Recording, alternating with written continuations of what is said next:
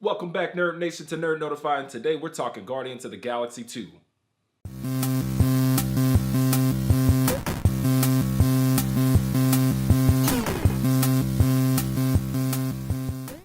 Guardians of the Galaxy 2 is once again directed by James Gunn, bringing Marvel's galactic hired guns back from obscurity into the limelight, and it is pretty good.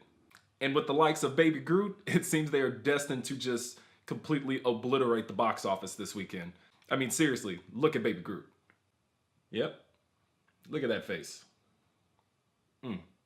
I'm fairly certain if people had a choice to save Baby Groot or to save their own child, they'd probably choose Baby Groot. That's how much people love this guy.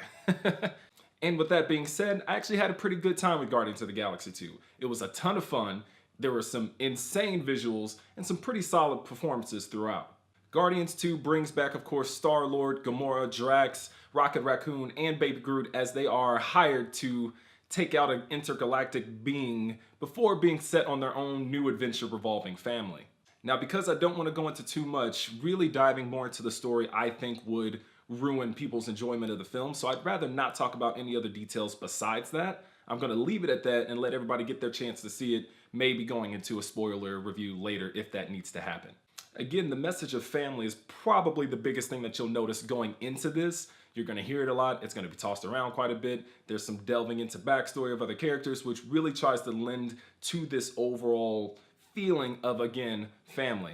And that overarching theme of family, I think, does ring true pretty strong, but there are some disconnects and some things that make it feel a little forced here and there. But overall, I do think it works. The plot for the story is pretty predictable once you start to see certain things unfold.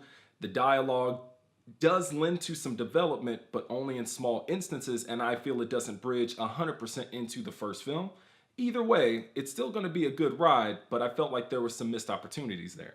Definitely the most development is given to Star-Lord, as they are really trying to flesh out more about him, who he is, where he comes from, and what that could mean for the team, as well as the rest of the Marvel Universe. Again, that is not to say that they don't try to do this for the others of the team, but I feel like that's where the most attention was placed, and subsequently it makes the others fall a little bit below or feel a little forced in what they were trying to accomplish. My problem with Guardians 2 is that it is far too much of a comedy. This is a straight comedy throughout. This is more an action comedy than anything else, and any scenes that could have really had some weight, some emotion, some true feeling don't get a chance to really be fleshed out. And that's mostly because there's a joke thrown in every 2 minutes to break up this whatever feeling that you could have had.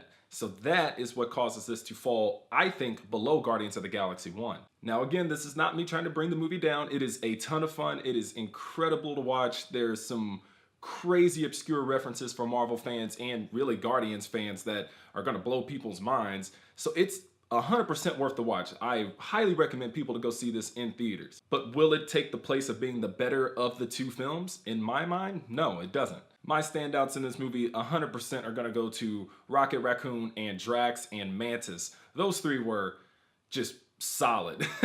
Hilarious, good jokes, good moments, incredible action scenes for everyone throughout. But again, those three might be my highlights for this movie. I do want to throw this out because it's really cool. For those of you, again, who are Guardians fans and know the lore and the backstories quite a bit more, I loved seeing Yondu with that other fin. Granted, it's still way different from what we'd expect, but that's such a good call out to what his original look and feel were. It was just nice to see it. Guardians 2 feels kind of like a one-off or the next episode in a series of, of a franchise. It doesn't bring anything extra to the table that makes me say, wow, this is what I was expecting. This really develops all of these characters a lot more, but it is that next kind of episode to say, here's what's been happening with the Guardians. You know what I mean? Guardians of the Galaxy 2 is indeed still a must-see. Go check it out in theaters. It's 100% worth the watch. Do I think it doesn't hold up to Guardians 1? No, but the Easter eggs, the visuals, the comedy, all of that, the references are going to make this a ton of fun to go check out. So go do that. Spend your money to see it. It's worth watching. So yes, Guardians of the Galaxy 2 is out in theaters this weekend. Go check it out. It's 100% worth the watch again. Thank you guys so much for watching. I greatly appreciate it. Thank you for being patient with me, as I know I haven't gotten a video up in the last week.